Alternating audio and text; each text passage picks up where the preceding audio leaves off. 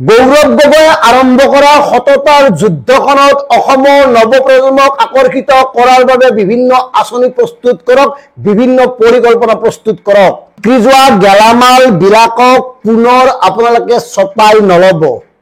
সেইসকল ঠগ প্ৰবঞ্চক যিসকলে কংগ্ৰেছ দলত থাকি কংগ্ৰেছৰ খাই কংগ্ৰেছৰ পৰা নিজকে গঢ়ি সেই সময়ত কংগ্ৰেছক প্ৰতাৰণা কৰিছে, প্ৰবঞ্চনা কৰিছে, তেনেকুৱা লোকক আৰু দললৈ কোনো কাৰণত আহিবলৈ অনুমতি নিদিব। সেইসকলক আপোনালোকে আপোনালোকৰ দলৰ কাষ চাপিবই নিদিব। গৌৰৱ গগৈ ডাঙৰীয়া, এয়া আপোনাৰ দিন আৰম্ভ হৈছে নেকি, এই কথাটো চিন্তা কৰক। আৰু এই পৰিকল্পনাটো না কংগ্ৰেছ, না আপ, না ৰাইজৰ দল, না অন্য জাতীয়তাবাদী দল, এই পৰিৱৰ্তনটো হ'ব লাগিব অসমৰ সাধাৰণ জনতাৰ পক্ষত। এই পৰিৱৰ্তন হ'ব লাগিব অসমৰ স্বদেশ আৰু স্বজাতিৰ স্বাৰ্থত। এই পৰিৱৰ্তনৰ ৰচনা হ'ব লাগিব সমগ্ৰ অসমবাসীৰ বৃহত্তৰ স্বাৰ্থ সুৰক্ষিত কৰাৰ স্বাৰ্থত। আমি গৌৰৱ গগৈ ডাঙৰীয়াক এটা স্পষ্ট আহ্বান কৰিব খোজো, এই আপোনালোকক যিসকলে সুদীৰ্ঘদিন কংগ্ৰেছ দলত থাকি কংগ্ৰেছক প্ৰতাৰণা প্ৰবঞ্চনা কৰি সময়ে সময়ে বিক্ৰী হৈ আহিছে, তেনে লোকক, তেনে নেতাক কোটি কোটি টকা দিলেও আপোনালোকে আৰু চপাই নলব, কাৰণ অসমৰ সাধাৰণ জনতাই তেওঁলোকক নিবিচাৰে। হয়, আমি ক'ব খুজিছো এতিয়া কংগ্ৰেছত গৌৰৱ গগৈৰ যুগ আৰম্ভ হৈছে নেকি বা হোৱাৰ সম্ভাৱনা আছে নেকি? কাৰণ শেহতীয়াভাৱে গৌৰৱ গগৈৰ ৰাজনৈতিক বিচক্ষণতা, গৌৰৱ গগৈৰ ৰাজনৈতিক দূৰদৰ্শিতা বা গৌৰৱ গগৈৰ যিটো জাতীয় তেওঁৰ চিন্তা ভাৱনা বা জাতিৰ প্ৰতি দায়বদ্ধতা, সেইটো খুব স্পষ্ট ৰূপত প্ৰকাশ পাইছে। আৰু ইয়াৰ বাবে অসমৰ বেছিভাগ সচেতন লোকেই গৌৰৱ গগৈক মুকলিকৈ সমৰ্থন জনাইছে। এতিয়া এই সুযোগটো গৌৰৱ গগৈ কেনেকৈ গ্ৰহণ কৰা উচিত? আমি DKB ব্যক্তিয়ে ক'ব খোজা কথাটো হ'ল, গৌৰৱ গগৈ যি যুদ্ধ আৰম্ভ কৰিছে সেই যুদ্ধখন নতুন প্ৰজন্মক লগত লৈ আৰম্ভ কৰা উচিত। ইতিমধ্যে কংগ্ৰেছত, অসম প্ৰদেশ কংগ্ৰেছত এনে কিছু লোক আছিল যিসকলে কংগ্ৰেছক আটাইতকৈ লোকচান কৰিছে, অথচ তেওঁলোকে কংগ্ৰেছৰ পৰা আটাইতকৈ বেছি লাভান্বিত হৈছে বিভিন্ন পক্ষৰ পৰা, বিভিন্ন দিশৰ পৰা। গতিকে তেনে লোকক চিনাক্ত কৰা উচিত।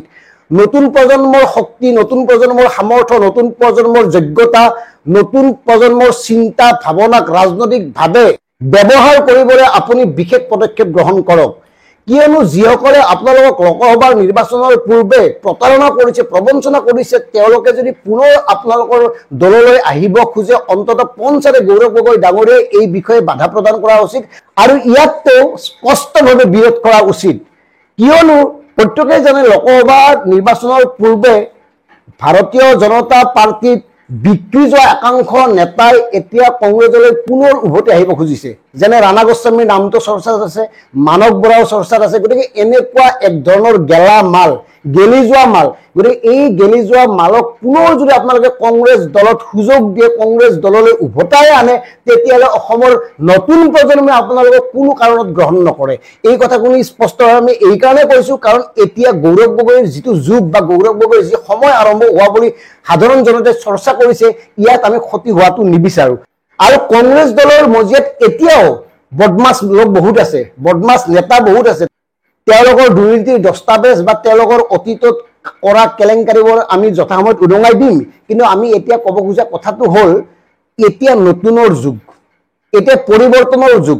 ভাৰতীয় জনতা পাৰ্টীয়ে পৰিৱৰ্তনৰ নামত, জাতি মাটি ভেটিৰ নামত জাতিটোক যি ধৰণে বঞ্চনা কৰিলে, জাতিটোক যি ধৰণে প্ৰতাৰণা কৰিলে, যি ধৰণে জাতি বিৰোধী কাম কাজত লিপ্ত হৈছে, তাৰ বাবেই জাতিপ্ৰেমী প্ৰতিগৰাকী সচেতন অসমীয়াই পৰিৱৰ্তন বিচাৰিছে।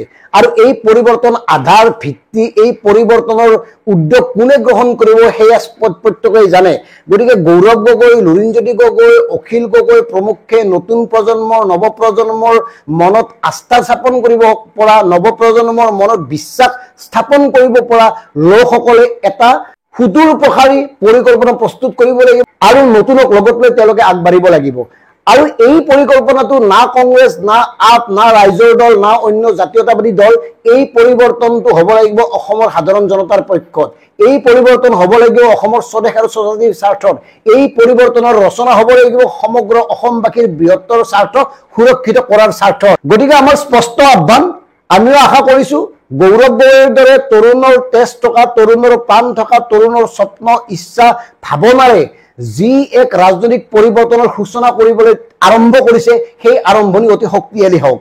কাৰণ গৌৰৱ গগৈৰ ব্যক্তিত্ব, গৌৰৱ গগৈৰ দূৰদৰ্শিতা, গৌৰৱ গগৈৰ বিচক্ষণতা, গৌৰৱ গগৈৰ জ্ঞান বা গৌৰৱ গগৈৰ জাতিৰ প্ৰতি থকা দায়বদ্ধতাৰ কথা আমি আৰু পুনৰ কোৱাৰ প্ৰয়োজন নাই।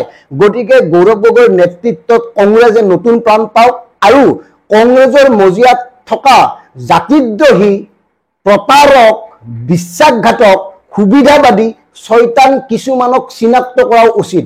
গতিকে আমি শেষত এটা কথাই কওঁ যে আহক আমি প্ৰত্যেকেই জাতিৰ স্বাৰ্থত, অসমৰ সাধাৰণ জনতাৰ স্বাৰ্থত, বৃহত্তৰ অসমীয়া জাতি গঠনৰ স্বাৰ্থত এটা সুন্দৰ সুপৰিকল্পিত ৰাজনৈতিক চিন্তাৰ মাজেৰে অগ্ৰসৰ হওঁ। ধন্যবাদ।